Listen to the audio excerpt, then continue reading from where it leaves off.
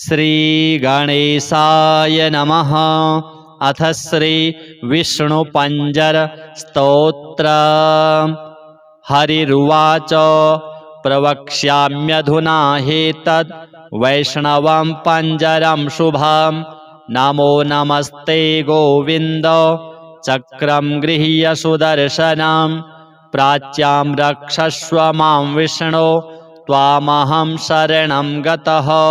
गदां कौमोदकीं गृह्ण्व पद्मनाभ नमोऽस्तु ते। यां यां रक्षस्व मां विष्णो त्वामहं शरणं गतः। हलमादाय सौनन्दं नमस्ते पुरुषोत्तम। प्रतीच्यां रक्ष मां विष्णो त्वामहं शरणं गतः। मुसलं शातनं गृह्य पुण्डरीकाक्ष रक्ष माम्। उत्तरस्यां जगन्नाथ भवन्तं शरणं गतः। खड्गमादाय चरमाथ अस्त्रशस्त्रादिकं हरे। नमस्ते रक्ष रक्षोघ्न ऐशान्यां शरणं गतः। पाञ्चजन्यं महाशङ्खम् अनुघोष्यं च पङ्कजं। प्रगृह्य रक्ष मां विष्णो आग्नेयां रक्ष शूकर। चन्द्रसूर्यं समागृह्य खड्गं चान्द्रमसं तथा। नैरृत्यां मां च रक्षस्व दिव्यमूर्ते नृकेसरिन्। वैजयन्तीं सम्प्रगृह्य श्रीवत्सं कण्ठभूषणं। वायव्यां रक्ष मां देव हयग्रीव नमोऽस्तु ते। वैनतेयं समारुह्य त्वन्तरिक्षे जनार्दन। मां रक्षस्वाजित सदा नमस्तेस्त्वपराजित। विशालाक्षं समारुह्य रक्ष मां त्वं रसातले। अकूपार नमस्तुभ्यं महामीन नमोऽस्तु ते। करशीर्षाद्यङ्गुलीषु सत्यं त्वं बाहुपञ्जरं। कृत्वा रक्षस्व मां विष्णो नमस्ते पुरुषोत्तम। एतदुक्तं शङ्कराय वैष्णवं पञ्जरं महत्। पुरा रक्षार्थमीशान्यः कात्यायन्या वृषध्वज। नाशायामास सायेन चामरं महिषासुरं। दानवं रक्तबीजं च अन्याश्च सुरकण्टकान्। एतज्जपन्नरो भक्त्या शत्रून् विजयते सदा। अथ श्री ब्रह्मकृतं हरिस्तोत्रम्। ब्रह्मोवाच रक्ष रक्ष हरे मां च निमग्नं कामसागरे। दुष्कीर्तिजलपूर्णे च दुष्पारे बहुसङ्कटे। भक्तिविस्मृतिबीजे च विपत्सोपानदुस्तरे। अतीव निर्मलज्ञान चक्षुः प्रच्छन्नकारणे। जन्मोर्मिसङ्घसहिते योषिन्नक्रौघसङ्कुले। रतिस्तोत्रः समायुक्ते गम्भीरे घोर एव च। प्रथमामृतरूपे च परिणामविशालये। यमालयप्रदेशाय मुक्तिद्वारातिविस्मृते। बुद्ध्यातरण्या विज्ञानैः उद्धरास्मानतः स्वयं। स्वयं च त्वं कर्णधारः प्रसीद मधुसूदन। मदविधः कतिचिन्नाथ नियोज्या भवकर्मणि। सन्ति विश्वेशविधयो हे विश्वेश्वर माधव। न कर्मक्षेत्रमेवेदं ब्रह्मलोकोऽयमीप्सितः।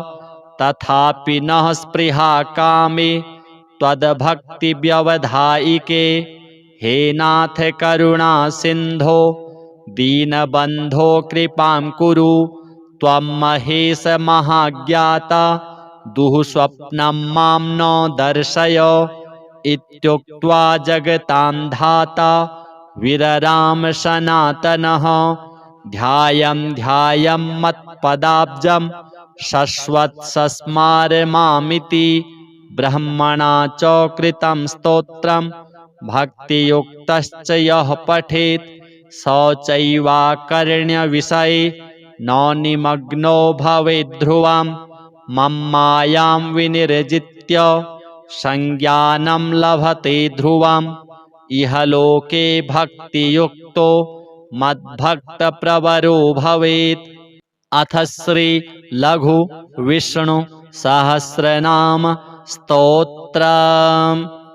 अलम् नाम सहस्रेण केशवोऽर्जुनमब्रवीत् शृणु मे पार्थ नामानि यश्चतुष्यामि सर्वदा। केशवः पुण्डरीकाक्षः स्वयंभूर्मधुसूदनः दामोदरो हृषीकेशः पद्मनाभो जनार्दनः विश्वक्सेनो वासुदेवो हरिर्नारायणस्तथा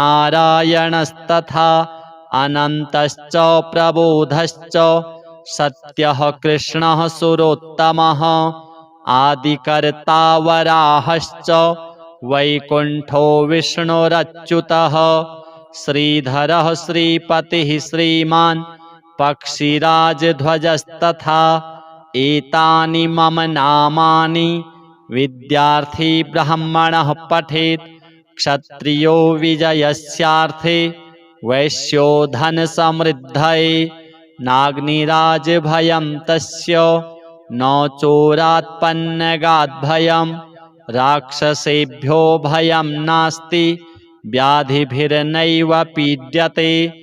इदं नाम सहस्रं तु केशवेनोद्धृतं स्तवम् उद्धृत्य चार्जुने दत्तं युद्धे शत्रुविनाशनम्। श्रीनारायणार्पणमस्तु। अथ श्री विष्णुपञ्जर स्तोत्रम्। हरिरुवाच प्रवक्ष्याम्यधुना ह्येतद् वैष्णवं पञ्जरं शुभं नमो नमस्ते गोविन्द चक्रं गृह्य सुदर्शनं प्राच्यां रक्षस्व मां विष्णो त्वामहं शरणं गतः गदां कौमोदकीं गृह्ण्व पद्मनाभ नमोऽस्तु ते यां यां रक्षस्व मां विष्णो त्वामहं शरणं गतः हलमादाय सौनन्दं नमस्ते पुरुषोत्तम प्रतीच्यां रक्ष मां विष्णो त्वामहं शरणं गतः मुसलं शातनं गृह्यं पुण्डरीकाक्ष रक्ष माम् उत्तरस्यां जगन्नाथ भवन्तं शरणं गतः खड्गमादाय चरमाथ अस्त्रशस्त्रादिकं हरे नमस्ते रक्ष रक्षोघ्न ऐशान्यां शरणं गतः पाञ्चजन्यं महाशङ्खम् अनुघोष्यं च पङ्कजं प्रगृह्य रक्ष मां विष्णो आग्नेयां रक्ष शूकर चन्द्रसूर्यं समागृह्य खड्गं चान्द्रमसं तथा नैररित्यां मां च रक्षस्व दिव्यमूर्ते नृकेसरिन् वैजयन्तीं सम्प्रगृह्य श्रीवत्सं कण्ठभूषणं वायव्यां रक्ष मां देव हयग्रीव नमोऽस्तु ते वैनतेयं समारुह्य त्वन्तरिक्षे जनार्दन मां रक्षस्वाजित सदा नमस्तेस्त्वपराजित विशालाक्षं समारुह्य रक्ष मां त्वं रसातले अकूपार नमस्तुभ्यं महामीन नमोऽस्तु ते करशीर्षाद्यङ्गुलीषु सत्यं त्वं बाहुपञ्जरं कृत्वा रक्षस्व मां विष्णो नमस्ते पुरुषोत्तम एतदुक्तं शङ्कराय वैष्णवं पञ्जरं महत् पुरा रक्षार्थमीशान्यः कात्यायन्या वृषध्वज नाशायामाश सायेन चामरं महिषासुरं दानवं रक्तबीजं च अन्याश्च सुरकण्टकान् एतज्जपन्नरो भक्त्या शत्रून् विजयते सदा। अथ श्री ब्रह्मकृतं हरिस्तोत्रम्। ब्रह्मोवाच रक्ष रक्ष हरे मां च निमग्नं कामसागरे दुष्कीर्तिजलपूर्णे च दुष्पारे बहुसङ्कटे भक्तिविस्मृतिबीजे च विपत्सोपानदुस्तरे अतीव निर्मलज्ञान चक्षुः प्रच्छन्नकारणे जन्मोर्मिसङ्घसहिते योषिन्नक्रौघसङ्कुले रतिस्तोत्रः समायुक्ते गम्भीरे घोर एव च प्रथमामृतरूपे च परिणामविशालये यमालयप्रदेशाय मुक्तिद्वारातिविस्मृते बुद्ध्यातरण्या विज्ञानैः उद्धरास्मानतः स्वयं स्वयं च त्वं कर्णधारः प्रसीद मधुसूदन मदविधः कतिचिन्नाथ नियोज्या भव कर्मणि सन्ति विश्वेशविधयो हे विश्वेश्वर माधव न कर्मक्षेत्रमेवेदं ब्रह्मलोकोऽयमीप्सितः तथापि नः स्पृहा कामे त्वद्भक्तिव्यवधायिके हे नाथ करुणा सिन्धो दीनबन्धो कृपां कुरु त्वं महेश महाज्ञाता दुःस्वप्नं मां न दर्शय इत्युक्त्वा जगतां धाता विरराम सनातनः ध्यायं ध्यायं मत्पदाब्जं शश्वत्सस्मार मामिति ब्रह्मणा च कृतं स्तोत्रं भक्तियुक्तश्च यः पठेत् स चैवाकर्ण्यविषये न निमग्नो भवेत् ध्रुवं मम्मायां विनिर्जित्य संज्ञानं लभते ध्रुवम् इह लोके भक्तियुक्तो मद्भक्तप्रवरो भवेत्। अथ श्री लघु विष्णु सहस्रनाम स्तोत्रम्।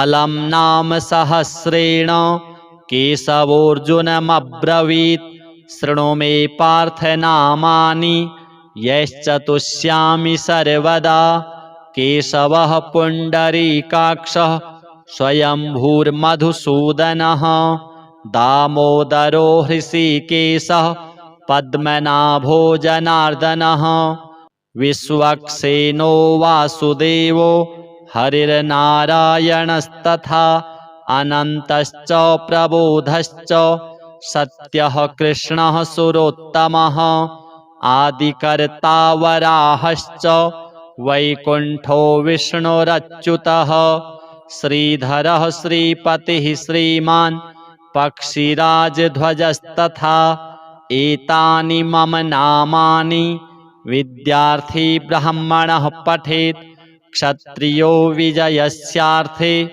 वैश्यो धनसमृद्धये नाग्निराजभयं तस्य न चोरात्पन्नगाद्भयं राक्षसेभ्यो भयं नास्ति व्याधिभिर्नैव पीड्यते इदं नाम सहस्रं तु केशवेनोद्धृतं स्तवम् उद्धृत्य चार्जुने दत्तं युद्धे शत्रुविनाशनम् श्रीनारायणार्पणमस्तु। अथ श्री विष्णुपञ्जर स्तोत्रम्। हरिरुवाच प्रवक्ष्याम्यधुना ह्येतद् वैष्णवं पञ्जरं शुभं नमो नमस्ते गोविन्द चक्रं गृह्य सुदर्शनं प्राच्यां रक्षस्व मां विष्णो त्वामहं शरणं गतः गदां कौमोदकीं गृह्ण्व पद्मनाभ नमोऽस्तु ते यां यां रक्षस्व मां विष्णो त्वामहं शरणं गतः हलमादाय सौनन्दं नमस्ते पुरुषोत्तम प्रतीच्यां रक्ष मां विष्णो त्वामहं शरणं गतः मुसलं शातनं गृह्यं पुण्डरीकाक्ष रक्ष माम् उत्तरस्यां जगन्नाथ भवन्तं शरणं गतः खड्गमादाय चरमाथ अस्त्रशस्त्रादिकं हरे नमस्ते रक्ष रक्षोघ्न ऐशान्यां शरणं गतः पाञ्चजन्यं महाशङ्खम् अनुघोष्यं च पङ्कजं प्रगृह्य रक्ष मां विष्णो आग्नेयां रक्ष शूकर चन्द्रसूर्यं समागृह्य खड्गं चान्द्रमसं तथा नैररित्यां मां च रक्षस्व दिव्यमूर्ते नृकेसरिन् वैजयन्तीं सम्प्रगृह्य श्रीवत्सं कण्ठभूषणं वायव्यां रक्ष मां देव हयग्रीव नमोऽस्तु ते वैनतेयं समारुह्य त्वन्तरिक्षे जनार्दन मां रक्षस्वाजित सदा नमस्तेस्त्वपराजित विशालाक्षं समारुह्य रक्ष मां त्वं रसातले अकूपार नमस्तुभ्यं महामीन नमोऽस्तु ते करशीर्षाद्यङ्गुलीषु सत्यं त्वं बाहुपञ्जरं कृत्वा रक्षस्व मां विष्णो नमस्ते पुरुषोत्तम एतदुक्तं शङ्कराय वैष्णवं पञ्जरं महत् पुरा रक्षार्थमीशान्यः कात्यायन्या वृषध्वज नाशायामास सायेन चामरं महिषासुरं दानवं रक्तबीजं च अन्याश्च सुरकण्टकान् एतज्जपन्नरो भक्त्या शत्रून् विजयते सदा। अथ श्री ब्रह्मकृतं हरिस्तोत्रम्। ब्रह्मोवाच रक्ष रक्ष हरे मां च निमग्नं कामसागरे दुष्कीर्तिजलपूर्णे च दुष्पारे बहुसङ्कटे भक्तिविस्मृतिबीजे च विपत्सोपानदुस्तरे अतीव निर्मलज्ञान चक्षुः प्रच्छन्नकारणे जन्मोर्मिसङ्घसहिते योषिन्नक्रौघसङ्कुले रतिस्तोत्रः समायुक्ते गम्भीरे घोर एव च प्रथमामृतरूपे च परिणामविशालये यमालयप्रदेशाय मुक्तिद्वारातिविस्मृते बुद्ध्यातरण्या विज्ञानैः उद्धरास्मानतः स्वयं स्वयं च त्वं कर्णधारः प्रसीद मधुसूदन मदविधः कतिचिन्नाथः नियोज्या भव कर्मणि सन्ति विश्वेशविधयो हे विश्वेश्वर माधव न कर्मक्षेत्रमेवेदं ब्रह्मलोकोऽयमीप्सितः तथापि नः स्पृहा कामे त्वद्भक्तिव्यवधायिके हे नाथ करुणा सिन्धो दीनबन्धो कृपां कुरु त्वं महेश महाज्ञाता दुःस्वप्नं मां न दर्शय इत्युक्त्वा जगतां धाता विरराम सनातनः ध्यायं ध्यायं मत्पदाब्जं शश्वत्सस्मार मामिति ब्रह्मणा च कृतं स्तोत्रं भक्तियुक्तश्च यः पठेत् स चैवाकर्ण्यविषये न निमग्नो भवेत् ध्रुवं मम्मायां विनिर्जित्य संज्ञानं लभते ध्रुवम् इह लोके भक्तियुक्तो मद्भक्तप्रवरो भवेत्। अथ श्री लघु विष्णु सहस्रनाम स्तोत्रम्। अलम् नाम सहस्रेण केशवोऽर्जुनमब्रवीत् शृणु मे पार्थ नामानि यश्चतुष्यामि सर्वदा। केशवः पुण्डरीकाक्षः स्वयंभूर्मधुसूदनः दामोदरो हृषीकेशः पद्मनाभो जनार्दनः विश्वक्सेनो वासुदेवो हरिर्नारायणस्तथा अनन्तश्च प्रबोधश्च सत्यः कृष्णः सुरोत्तमः आदिकर्ता वराहश्च वैकुण्ठो विष्णुरच्युतः श्रीधरः श्रीपतिः श्रीमान् पक्षिराजध्वजस्तथा एतानि मम नामानि विद्यार्थी ब्राह्मणः पठेत् क्षत्रियो विजयस्यार्थे वैश्यो धनसमृद्धये नाग्निराजभयं तस्य न चोरात्पन्नगाद्भयं राक्षसेभ्यो भयं नास्ति व्याधिभिर्नैव पीड्यते इदं नाम सहस्रं तु केशवेनोद्धृतं स्तवम् उद्धृत्य चार्जुने दत्तं युद्धे शत्रुविनाशनम् श्रीनारायणार्पणमस्तु। अथ श्री विष्णुपञ्जर स्तोत्र। हरिरुवाच प्रवक्ष्याम्यधुना ह्येतद् वैष्णवं पञ्जरं शुभं नमो नमस्ते गोविन्द चक्रं गृह्य सुदर्शनं प्राच्यां रक्षस्व मां विष्णो त्वामहं शरणं गतः गदां कौमोदकीं गृह्ण्व पद्मनाभ नमोऽस्तु ते यां यां रक्षस्व मां विष्णो त्वामहं शरणं गतः हलमादाय सौनन्दं नमस्ते पुरुषोत्तम प्रतीच्यां रक्ष मां विष्णो त्वामहं शरणं गतः मुसलं शातनं गृह्य पुण्डरीकाक्ष रक्ष माम् उत्तरस्यां जगन्नाथ भवन्तं शरणं गतः खड्गमादाय चरमाथ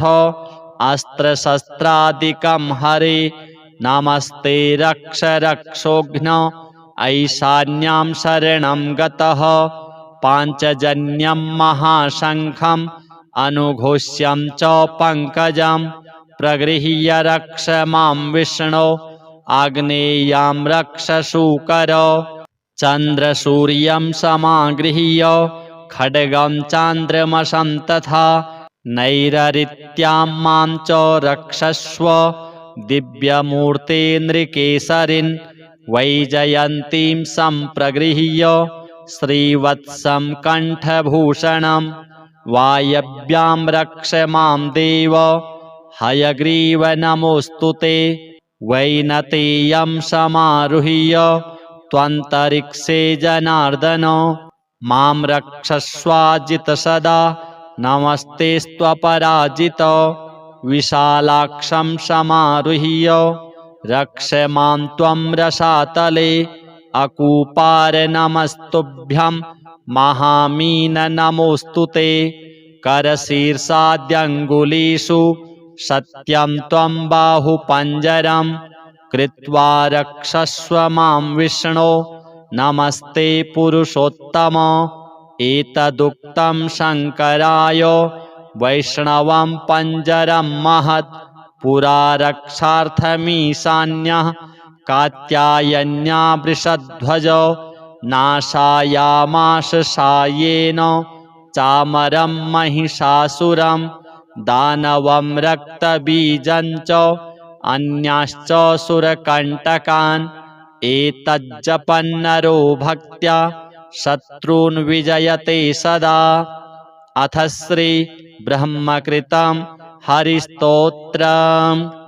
ब्रह्मोवाच रक्ष रक्ष हरे मां च निमग्नं कामसागरे दुष्कीर्तिजलपूर्णे च दुष्पारे बहुसङ्कटे भक्तिविस्मृतिबीजे च विपत्सोपानदुस्तरे अतीव निर्मलज्ञान चक्षुः प्रच्छन्नकारणे जन्मोर्मिसङ्घसहिते योषिन्नक्रौघसङ्कुले रतिस्तोत्रः समायुक्ते गम्भीरे घोर एव च प्रथमामृतरूपे च परिणामविशालये यमालयप्रदेशाय मुक्तिद्वारातिविस्मृते बुद्ध्यातरण्या विज्ञानैः उद्धरास्मानतः स्वयं च त्वं कर्णधारः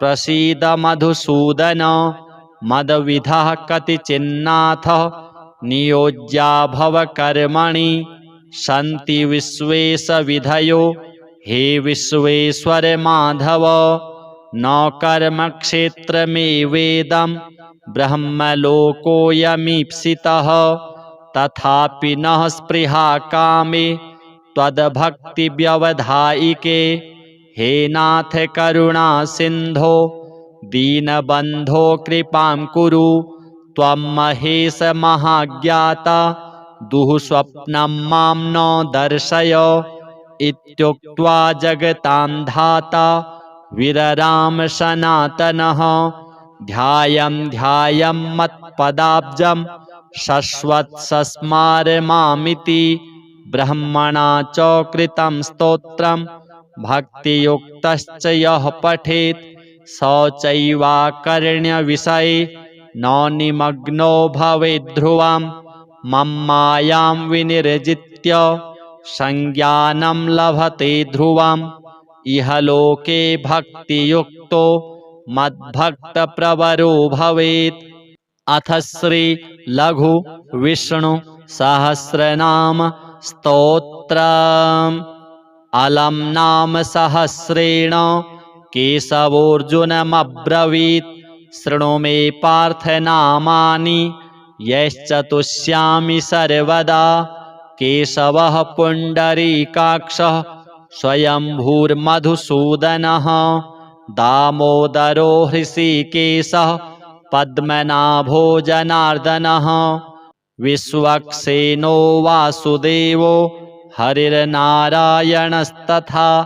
अनन्तश्च प्रबोधश्च सत्यः कृष्णः सुरोत्तमः आदिकर्ता वराहश्च वैकुण्ठो विष्णुरच्युतः श्रीधरः श्रीपतिः श्रीमान् पक्षिराजध्वजस्तथा एतानि मम नामानि विद्यार्थी ब्राह्मणः पठेत् क्षत्रियो विजयस्यार्थे वैश्यो धनसमृद्धये नाग्निराजभयं तस्य न चोरात्पन्नगाद्भयं राक्षसेभ्यो भयं नास्ति व्याधिभिर्नैव पीड्यते।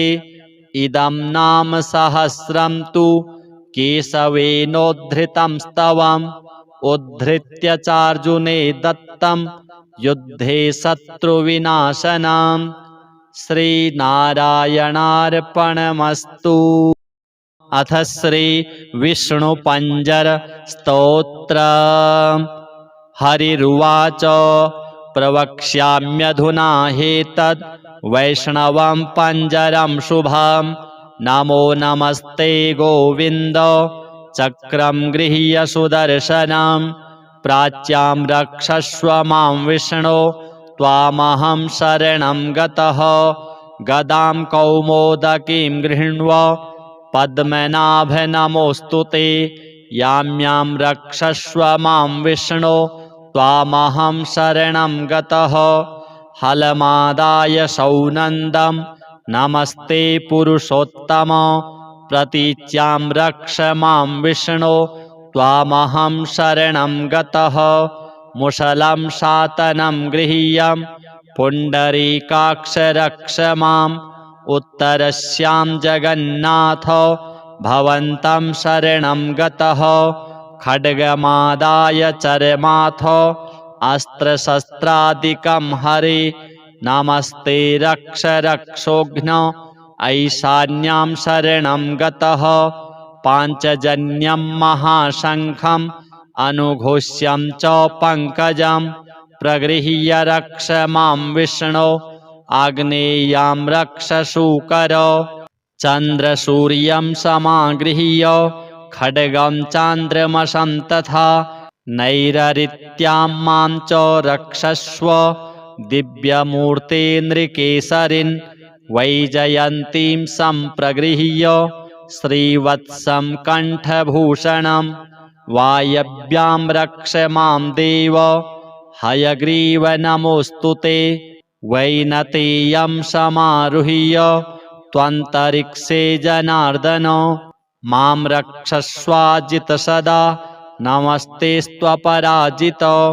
विशालाक्षं समारुह्य रक्ष मां त्वं रसातले अकूपार नमस्तुभ्यं महामीन नमोऽस्तु ते करशीर्षाद्यङ्गुलीषु सत्यं त्वं बाहुपञ्जरं कृत्वा रक्षस्व मां विष्णो नमस्ते पुरुषोत्तम एतदुक्तं शङ्कराय वैष्णवं पञ्जरं महत् पुरा रक्षार्थमीशान्यः कात्यायन्या वृषध्वज नाशायामाश सायेन चामरं महिषासुरं दानवं रक्तबीजं च अन्याश्च सुरकण्टकान् एतज्जपन्नरो भक्त्या शत्रून् विजयते सदा। अथ श्री ब्रह्मकृतं हरिस्तोत्रम्। ब्रह्मोवाच रक्ष रक्ष हरे मां च निमग्नं कामसागरे दुष्कीर्तिजलपूर्णे च दुष्पारे बहुसङ्कटे भक्तिविस्मृतिबीजे च विपत्सोपानदुस्तरे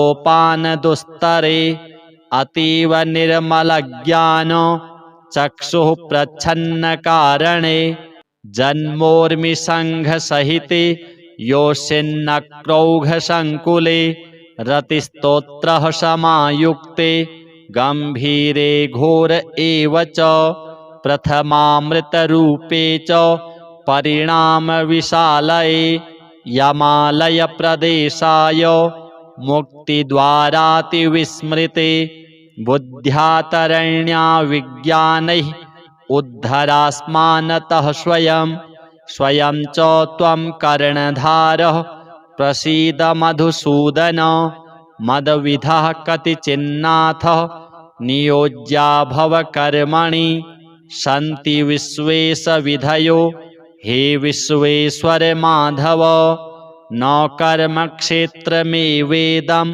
ब्रह्मलोकोऽयमीप्सितः तथापि नः स्पृहा कामे त्वद्भक्तिव्यवधायिके हे नाथ करुणा सिन्धो दीनबन्धो कृपां कुरु त्वं महेश महाज्ञाता दुःस्वप्नं मां न दर्शय इत्युक्त्वा जगतां धाता विरराम सनातनः ध्यायं ध्यायं मत्पदाब्जं शश्वत्सस्मार मामिति ब्रह्मणा च कृतं स्तोत्रं भक्तियुक्तश्च यः पठेत् स चैवाकर्ण्यविषये न निमग्नो भवेद्ध्रुवं मम्मायां विनिर्जित्य संज्ञानं लभते ध्रुवम् इहलोके भक्तियुक्तो मद्भक्तप्रवरो भवेत्। अथ श्री लघु विष्णु सहस्रनाम स्तोत्रम्। अलम नाम सहस्रेण केशवोऽर्जुनमब्रवीत् शृणु मे पार्थ नामानि यश्चतुष्यामि सर्वदा केशवः पुण्डरीकाक्षः स्वयंभूर्मधुसूदनः दामोदरो हृषीकेशः पद्मनाभो जनार्दनः विश्वक्सेनो वासुदेवो हरिर्नारायणस्तथा अनन्तश्च प्रबोधश्च सत्यः कृष्णः सुरोत्तमः आदिकर्ता वराहश्च वैकुण्ठो विष्णुरच्युतः श्रीधरः श्रीपतिः श्रीमान् पक्षिराजध्वजस्तथा एतानि मम नामानि विद्यार्थी ब्राह्मणः पठेत् क्षत्रियो विजयस्यार्थे वैश्यो धनसमृद्धये नाग्निराजभयं तस्य न चोरात्पन्नगाद्भयं राक्षसेभ्यो भयं नास्ति व्याधिभिर्नैव पीड्यते इदं नाम सहस्रं तु केशवेनोद्धृतं स्तवम् उद्धृत्य चार्जुने दत्तं युद्धे शत्रुविनाशनम् श्रीनारायणार्पणमस्तु। अथ श्री विष्णुपञ्जर स्तोत्र। हरिरुवाच प्रवक्ष्याम्यधुना ह्येतद् वैष्णवं पञ्जरं शुभं नमो नमस्ते गोविन्द चक्रं गृह्य सुदर्शनं प्राच्यां रक्षस्व मां विष्णो त्वामहं शरणं गतः गदां कौमोदकीं गृह्ण्व पद्मनाभ नमोऽस्तु ते यां यां रक्षस्व मां विष्णो त्वामहं शरणं गतः हलमादाय सौनन्दं नमस्ते पुरुषोत्तम प्रतीच्यां रक्ष मां विष्णो त्वामहं शरणं गतः मुसलं शातनं गृह्य पुण्डरीकाक्ष रक्ष माम् उत्तरस्यां जगन्नाथ भवन्तं शरणं गतः खड्गमादाय चरमाथ अस्त्रशस्त्रादिकं हरे नमस्ते रक्ष रक्षोघ्न ऐशान्यां शरणं गतः पाञ्चजन्यं महाशङ्खम् अनुघोष्यं च पङ्कजं प्रगृह्य रक्ष मां विष्णो आग्नेयां रक्ष शूकर चन्द्रसूर्यं समागृह्य खड्गं चान्द्रमसं तथा नैररित्यां मां च रक्षस्व दिव्यमूर्ते नृकेसरिन् वैजयन्तीं सम्प्रगृह्य श्रीवत्सं कण्ठभूषणं वायव्यां रक्ष मां देव हयग्रीव नमोऽस्तु ते वैनतेयं समारुह्य त्वन्तरिक्षे जनार्दन मां रक्षस्वाजित सदा नमस्तेस्त्वपराजित विशालाक्षं समारुह्य रक्ष मां त्वं रसातले अकूपार नमस्तुभ्यं महामीन नमोऽस्तु ते करशीर्षाद्यङ्गुलीषु सत्यं त्वं बाहुपञ्जरं कृत्वा रक्षस्व मां विष्णो नमस्ते पुरुषोत्तम एतदुक्तं शङ्कराय वैष्णवं पञ्जरं महत् पुरा रक्षार्थमीशान्यः कात्यायन्या वृषध्वज नाशायामास सायेन चामरं महिषासुरं दानवं रक्तबीजं च अन्याश्च सुरकण्टकान् एतज्जपन्नरो भक्त्या शत्रून् विजयते सदा। अथ श्री ब्रह्मकृतं हरिस्तोत्रम्। ब्रह्मोवाच रक्ष रक्ष हरे मां च निमग्नं कामसागरे दुष्कीर्तिजलपूर्णे च दुष्पारे बहुसङ्कटे भक्तिविस्मृतिबीजे च विपत्सोपानदुस्तरे अतीव निर्मलज्ञान चक्षुः प्रच्छन्नकारणे जन्मोर्मिसङ्घसहिते योषिन्नक्रौघसङ्कुले रतिस्तोत्रः समायुक्ते गम्भीरे घोर एव च प्रथमामृतरूपे च परिणामविशालये यमालयप्रदेशाय मुक्तिद्वारातिविस्मृते बुद्ध्यातरण्या विज्ञानैः उद्धरास्मानतः स्वयं स्वयं च त्वं कर्णधारः प्रसीद मधुसूदन मदविधः कतिचिन्नाथ नियोज्या भवकर्मणि सन्ति विश्वेशविधयो हे विश्वेश्वर माधव न कर्मक्षेत्रमेवेदं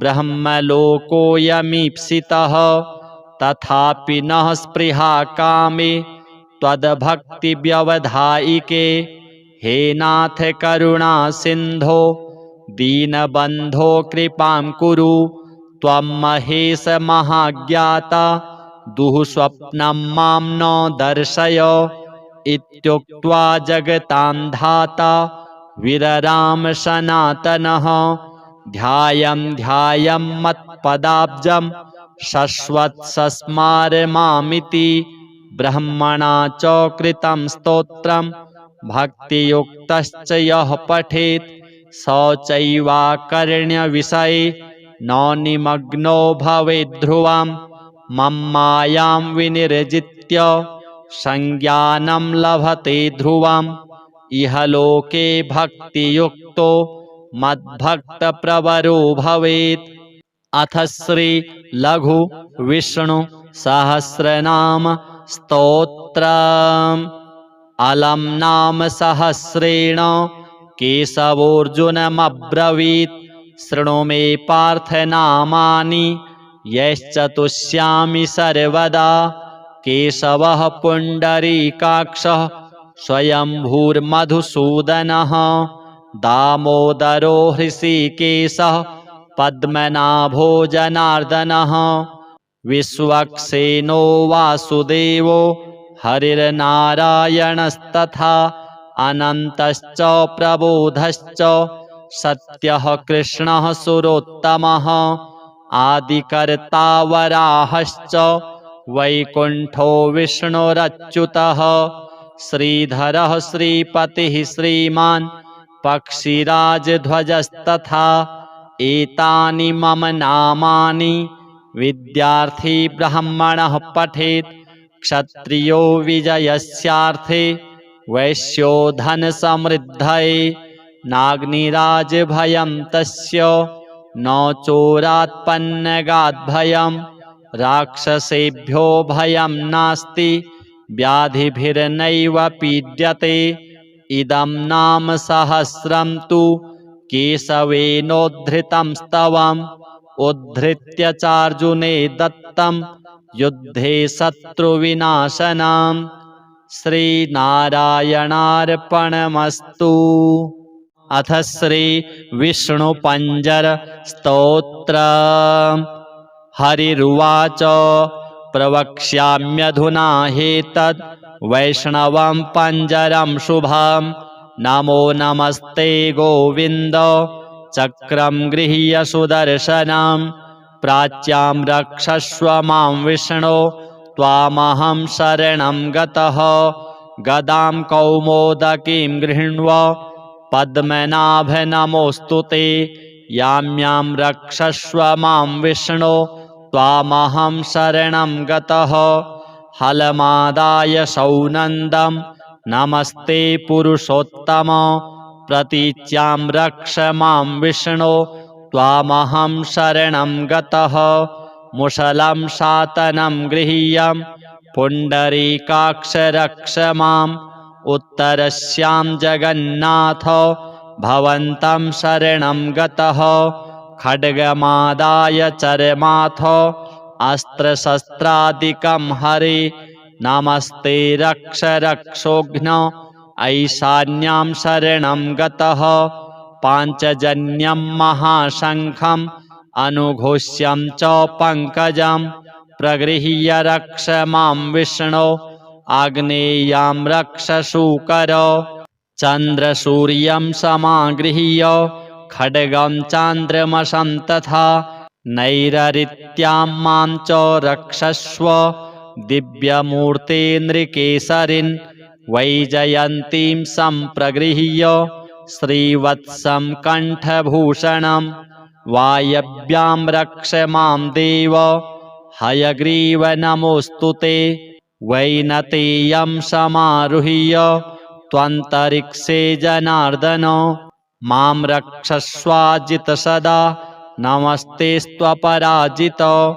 विशालाक्षं समारुह्य रक्ष मां त्वं रसातले अकूपार नमस्तुभ्यं महामीन नमोऽस्तु ते करशीर्षाद्यङ्गुलीषु सत्यं त्वं बाहुपञ्जरं कृत्वा रक्षस्व मां विष्णो नमस्ते पुरुषोत्तम एतदुक्तं शङ्कराय वैष्णवं पञ्जरं महत् पुरा रक्षार्थमीशान्यः कात्यायन्या वृषध्वजो नाशायामाश सायेन चामरं महिषासुरं दानवं रक्तबीजं च अन्याश्च सुरकण्टकान् एतज्जपन्नरो भक्त्या शत्रून् विजयते सदा।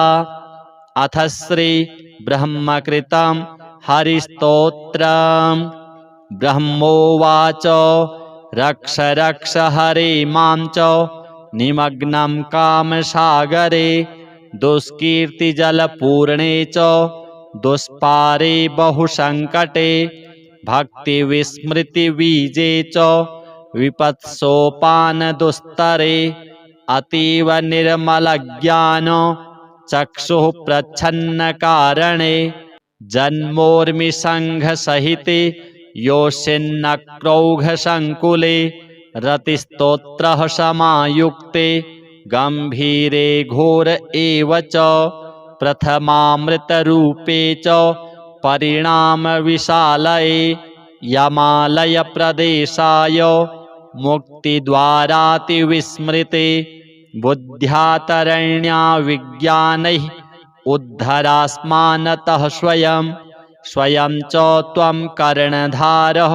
प्रसीद मधुसूदन मदविधः कतिचिन्नाथ नियोज्या भव कर्मणि सन्ति विश्वेशविधयो हे विश्वेश्वर माधव न कर्मक्षेत्रमेवेदं ब्रह्मलोकोऽयमीप्सितः तथापि नः स्पृहा कामे त्वद्भक्तिव्यवधायिके हे नाथ करुणा सिन्धो दीनबन्धो कृपां कुरु त्वं महेश महाज्ञाता दुःस्वप्नं मां न दर्शय इत्युक्त्वा जगतां धाता विरराम सनातनः ध्यायं ध्यायं मत्पदाब्जं शश्वत्सस्मार मामिति ब्रह्मणा च कृतं स्तोत्रं भक्तियुक्तश्च यः पठेत् स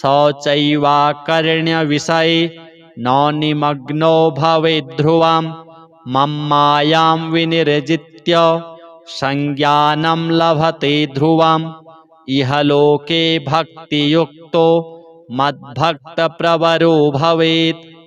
अथ श्री लघु विष्णु सहस्रनाम स्तोत्रम्।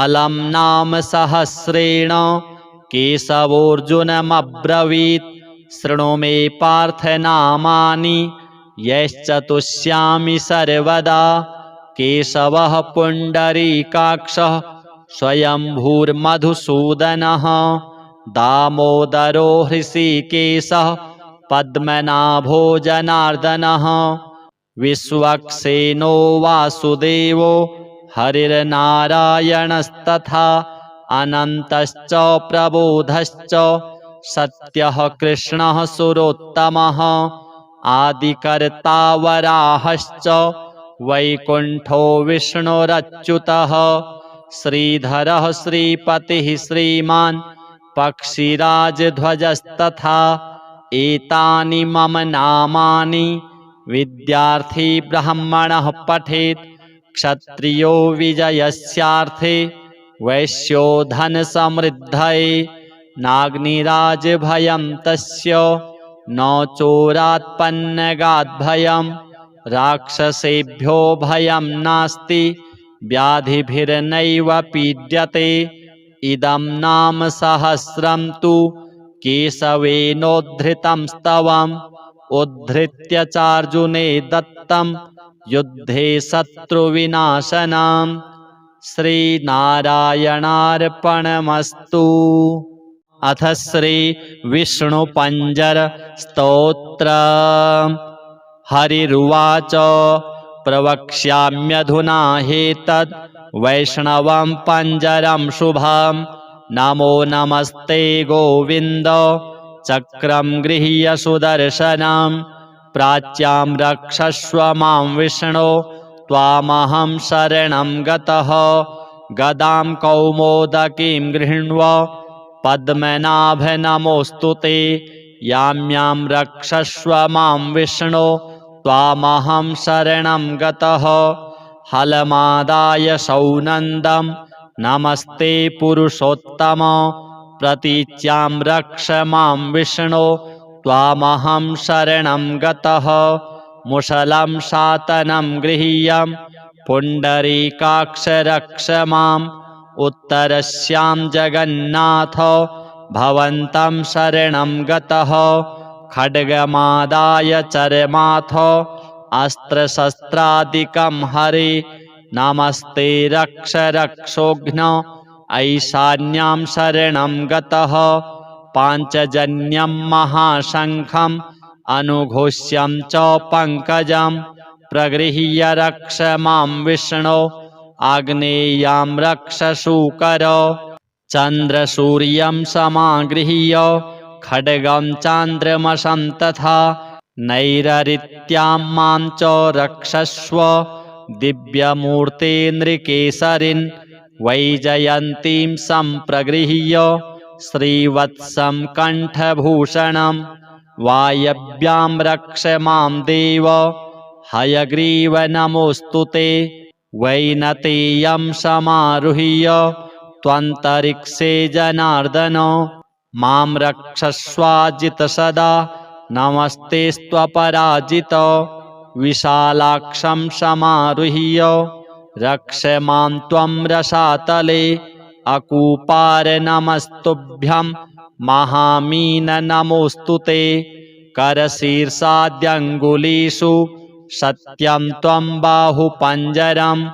कृत्वा रक्षस्व मां विष्णो नमस्ते पुरुषोत्तम।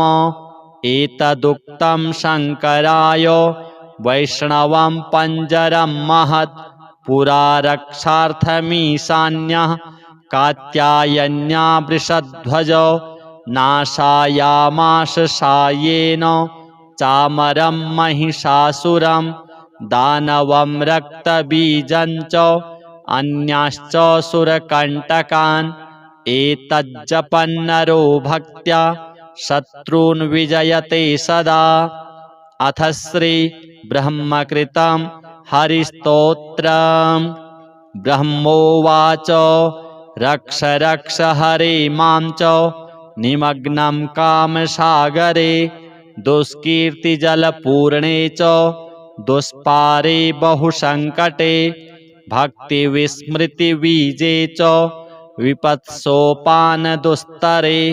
अतीव निर्मलज्ञान चक्षुः प्रच्छन्नकारणे। जन्मोर्मिसङ्घसहिते योषिन्नक्रौघसङ्कुले। रतिस्तोत्रः समायुक्ते गम्भीरे घोर एव च।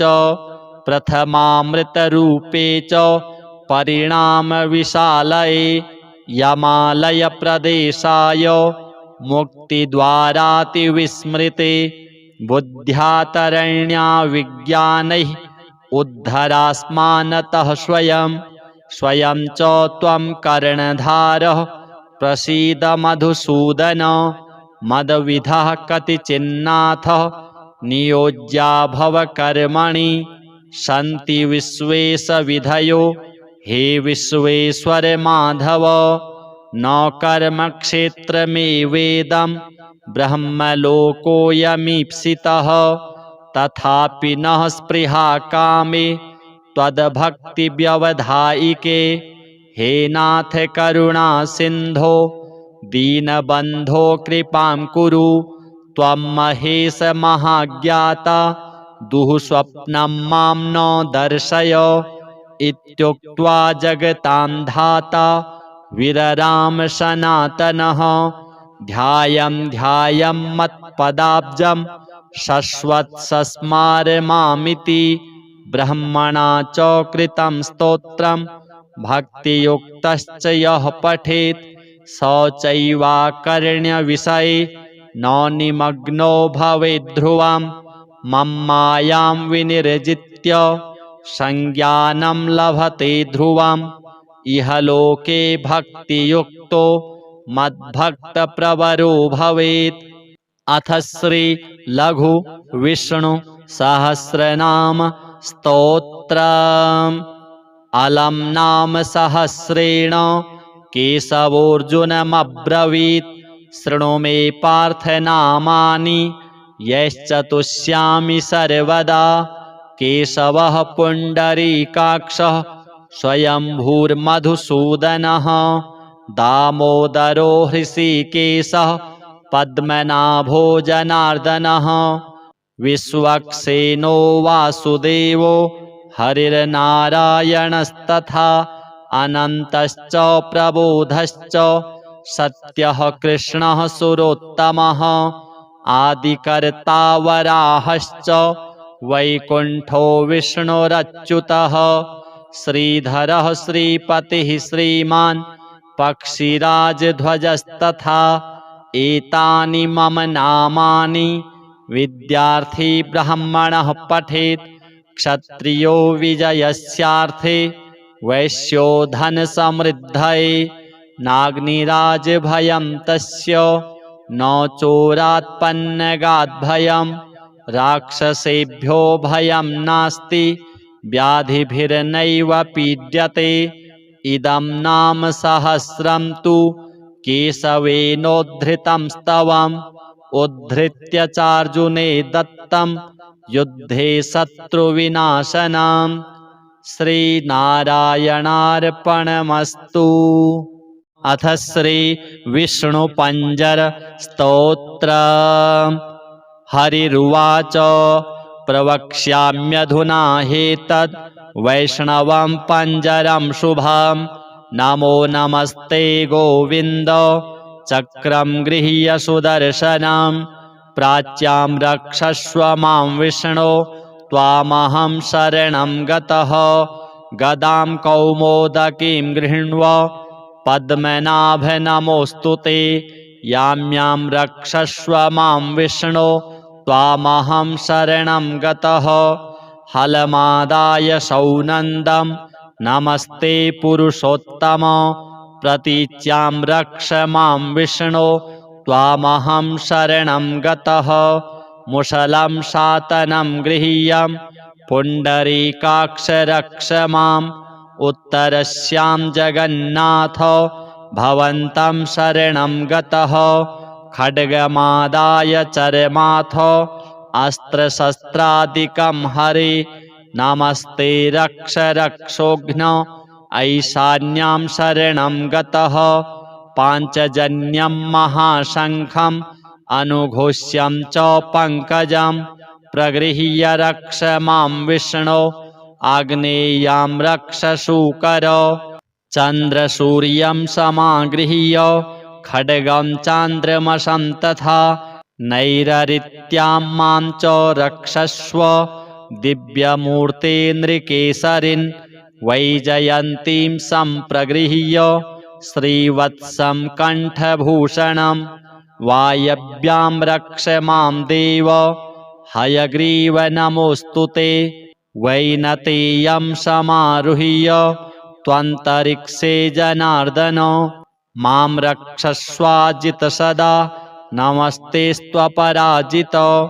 विशालाक्षं समारुह्य रक्ष मां त्वं रसातले अकूपार नमस्तुभ्यं महामीन नमोऽस्तु ते करशीर्षाद्यङ्गुलीषु सत्यं त्वं बाहुपञ्जरं कृत्वा रक्षस्व मां विष्णो नमस्ते पुरुषोत्तम एतदुक्तं शङ्कराय वैष्णवं पञ्जरं महत् पुरा रक्षार्थमीशान्यः कात्यायन्या वृषध्वज नाशायामाश सायेन चामरं महिषासुरं दानवं रक्तबीजं च अन्याश्च सुरकण्टकान् एतज्जपन्नरो भक्त्या शत्रून् विजयते सदा। अथ श्री ब्रह्मकृतं हरिस्तोत्रम्। ब्रह्मोवाच रक्ष रक्ष हरे मां च निमग्नं कामसागरे दुष्कीर्तिजलपूर्णे च दुष्पारे बहुसङ्कटे भक्तिविस्मृतिबीजे च विपत्सोपानदुस्तरे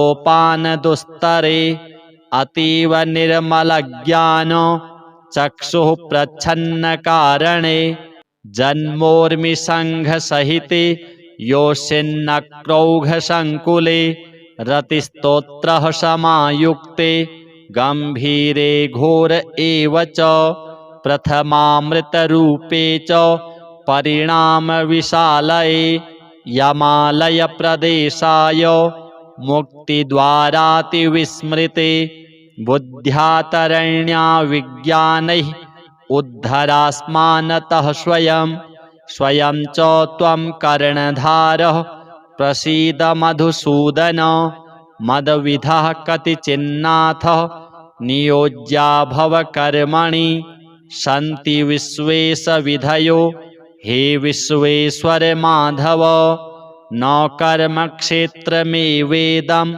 ब्रह्मलोकोऽयमीप्सितः तथापि नः स्पृहा कामे त्वद्भक्तिव्यवधायिके हे नाथ करुणा सिन्धो दीनबन्धो कृपां कुरु त्वं महेश महाज्ञाता दुःस्वप्नं मां न दर्शय इत्युक्त्वा जगतां धाता विरराम सनातनः ध्यायं ध्यायं मत्पदाब्जं शश्वत्सस्मारमामिति ब्रह्मणा च कृतं स्तोत्रं भक्तियुक्तश्च यः पठेत् स चैवाकर्ण्यविषये न निमग्नो भवेद्ध्रुवं मम्मायां विनिर्जित्य संज्ञानं लभते ध्रुवम् इह लोके भक्तियुक्तो मद्भक्तप्रवरो भवेत्। अथ श्री लघु विष्णु सहस्रनाम स्तोत्रम्। अलम नाम सहस्रेण केशवोऽर्जुनमब्रवीत् शृणु मे पार्थ नामानि यश्चतुष्यामि सर्वदा केशवः पुण्डरीकाक्षः स्वयंभूर्मधुसूदनः दामोदरो हृषीकेशः पद्मनाभो जनार्दनः विश्वक्सेनो वासुदेवो हरिर्नारायणस्तथा अनन्तश्च प्रबोधश्च सत्यः कृष्णः सुरोत्तमः आदिकर्ता वराहश्च वैकुण्ठो विष्णुरच्युतः श्रीधरः श्रीपतिः श्रीमान् पक्षिराजध्वजस्तथा एतानि मम नामानि विद्यार्थी ब्राह्मणः पठेत् क्षत्रियो विजयस्यार्थे वैश्यो धनसमृद्धये नाग्निराजभयं तस्य न चोरात्पन्नगाद्भयं राक्षसेभ्यो भयं नास्ति व्याधिभिर्नैव पीड्यते इदं नाम सहस्रं तु केशवेनोद्धृतं स्तवम् उद्धृत्य चार्जुने दत्तं युद्धे शत्रुविनाशनम् श्रीनारायणार्पणमस्तु। अथ श्री विष्णुपञ्जर स्तोत्रम्।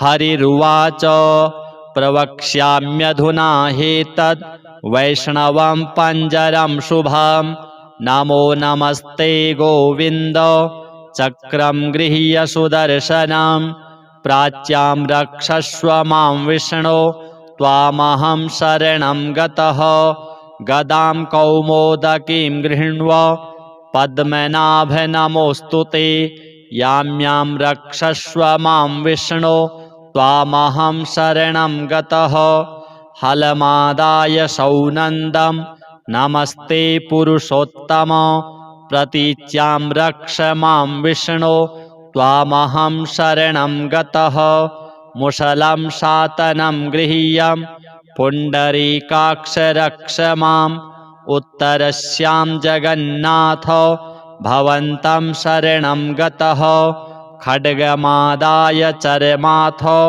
अस्त्रशस्त्रादिकं हरे नमस्ते रक्ष रक्षोघ्न ऐशान्यां शरणं गतः पाञ्चजन्यं महाशङ्खम् अनुघोष्यं च पङ्कजं प्रगृह्य रक्ष मां विष्णो आग्नेयां रक्ष शूकर चन्द्रसूर्यं समागृह्य खड्गं चान्द्रमसं तथा नैरृत्यां मां च रक्षस्व दिव्यमूर्ते नृकेसरिन् वैजयन्तीं सम्प्रगृह्य श्रीवत्सं कण्ठभूषणं वायव्यां रक्ष मां देव हयग्रीव नमोऽस्तु ते वैनतेयं समारुह्य त्वन्तरिक्षे जनार्दन मां रक्षस्वाजित सदा नमस्तेस्त्वपराजित विशालाक्षं समारुह्य रक्ष मां त्वं रसातले अकूपार नमस्तुभ्यं महामीन नमोऽस्तु ते करशीर्षाद्यङ्गुलीषु सत्यं त्वं बाहुपञ्जरं कृत्वा रक्षस्व मां विष्णो नमस्ते पुरुषोत्तम एतदुक्तं शङ्कराय वैष्णवं पञ्जरं महत् पुरा रक्षार्थमीशान्यः कात्यायन्या वृषध्वज नाशायामाश सायेन चामरं महिषासुरं दानवं रक्तबीजं च अन्याश्च सुरकण्टकान् एतज्जपन्नरो भक्त्या शत्रून् विजयते सदा। अथ श्री ब्रह्मकृतं हरिस्तोत्रम्।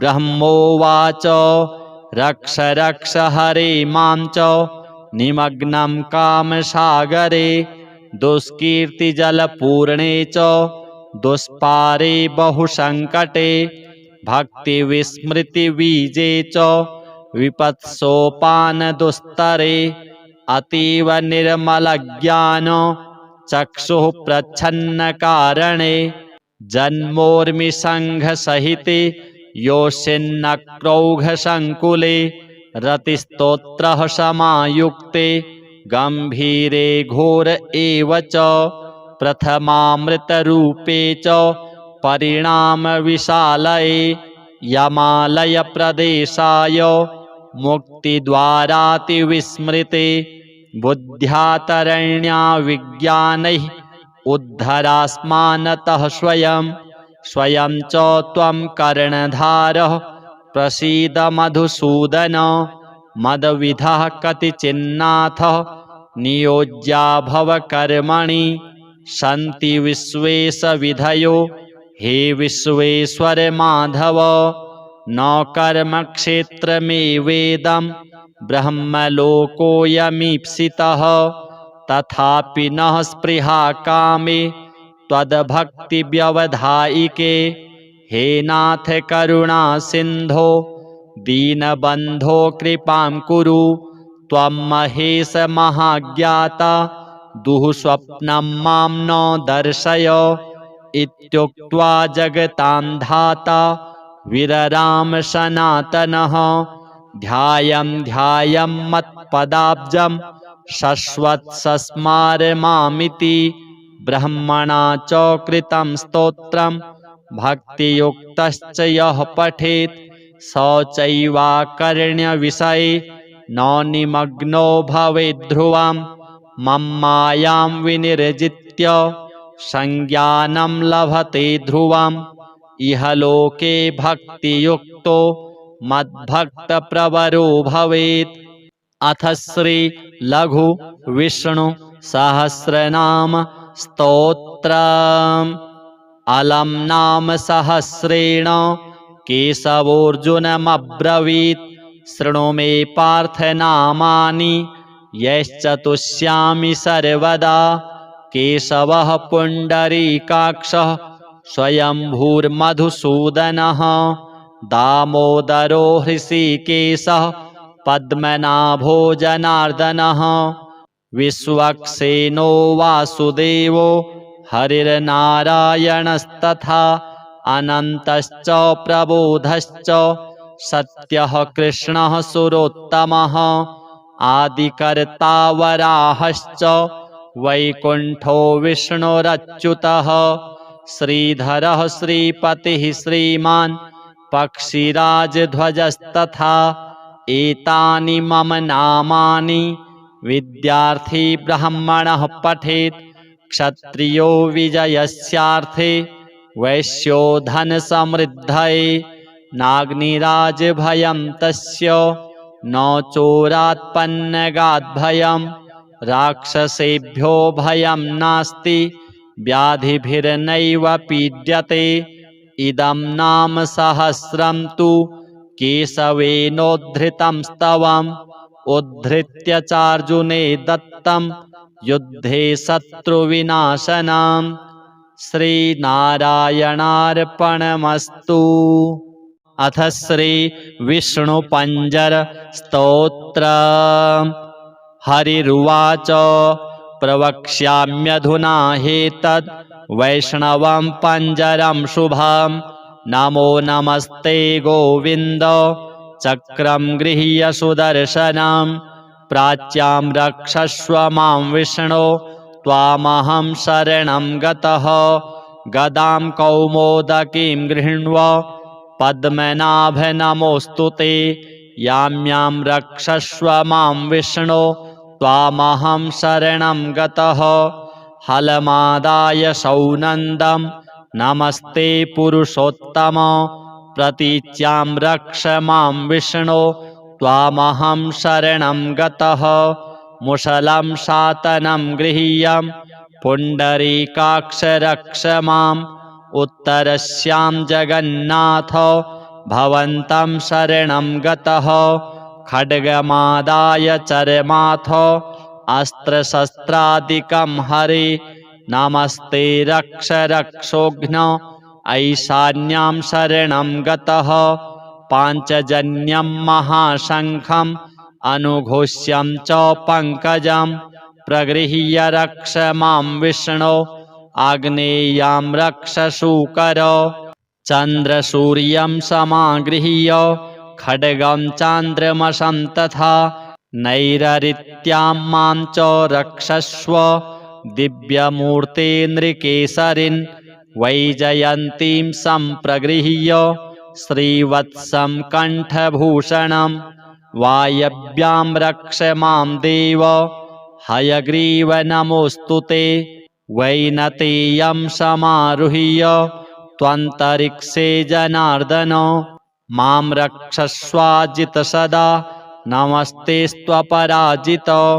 विशालाक्षं समारुह्य रक्ष मां त्वं रसातले अकूपार नमस्तुभ्यं महामीन नमोऽस्तु ते करशीर्षाद्यङ्गुलीषु सत्यं त्वं बाहुपञ्जरं कृत्वा रक्षस्व मां विष्णो नमस्ते पुरुषोत्तम एतदुक्तं शङ्कराय वैष्णवं पञ्जरं महत् पुरा रक्षार्थमीशान्यः कात्यायन्या वृषध्वज नाशायामास सायेन चामरं महिषासुरं दानवं रक्तबीजं च अन्याश्च सुरकण्टकान् एतज्जपन्नरो भक्त्या शत्रून् विजयते सदा।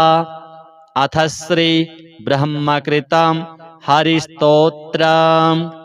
ब्रह्मोवाच रक्ष रक्ष हरे मां च निमग्नं कामसागरे दुष्कीर्तिजलपूर्णे च दुष्पारे बहुसङ्कटे भक्तिविस्मृतिबीजे च विपत्सोपानदुस्तरे अतीव निर्मलज्ञान चक्षुः प्रच्छन्नकारणे जन्मोर्मिसङ्घसहिते योऽशिन्नक्रौघसङ्कुले रतिस्तोत्रः समायुक्ते गम्भीरे घोर एव च प्रथमामृतरूपे च परिणामविशालये यमालयप्रदेशाय मुक्तिद्वारातिविस्मृते बुद्ध्यातरण्या विज्ञानैः उद्धरास्मानतः स्वयं स्वयं च त्वं कर्णधारः प्रसीद मधुसूदन मदविधः कतिचिन्नाथ नियोज्या भव कर्मणि सन्ति विश्वेशविधयो हे विश्वेश्वर माधव न कर्मक्षेत्रमेवेदं ब्रह्मलोकोऽयमीप्सितः तथापि नः स्पृहा कामे त्वद्भक्तिव्यवधायिके हे नाथ करुणा सिन्धो दीनबन्धो कृपां कुरु त्वं महेश महाज्ञाता दुःस्वप्नं मां न दर्शय इत्युक्त्वा जगतां धाता विरराम सनातनः ध्यायं ध्यायं मत्पदाब्जं शश्वत्सस्मार मामिति ब्रह्मणा च कृतं स्तोत्रं भक्तियुक्तश्च यः पठेत् स चैवाकर्ण्यविषये न निमग्नो भवेद्ध्रुवं मम्मायां विनिर्जित्य संज्ञानं लभते ध्रुवम् इह लोके भक्तियुक्तो मद्भक्तप्रवरो भवेत्। अथ श्री लघु विष्णु सहस्रनाम स्तोत्रम्। अलम नाम सहस्रेण केशवोऽर्जुनमब्रवीत् शृणु मे पार्थ नामानि यश्चतुष्यामि सर्वदा। केशवः पुण्डरीकाक्षः स्वयंभूर्मधुसूदनः दामोदरो हृषीकेशः पद्मनाभो जनार्दनः विश्वक्सेनो वासुदेवो हरिर्नारायणस्तथा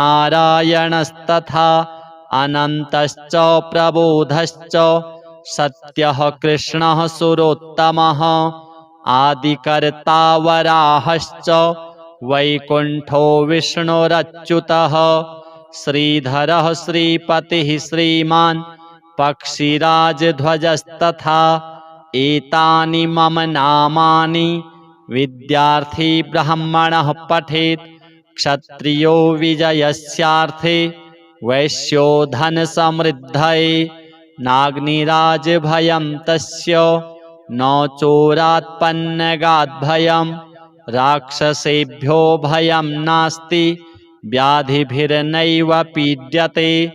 इदं नाम सहस्रं तु केशवेनोद्धृतं स्तवम् उद्धृत्य चार्जुने दत्तं युद्धे शत्रुविनाशनम्। श्रीनारायणार्पणमस्तु।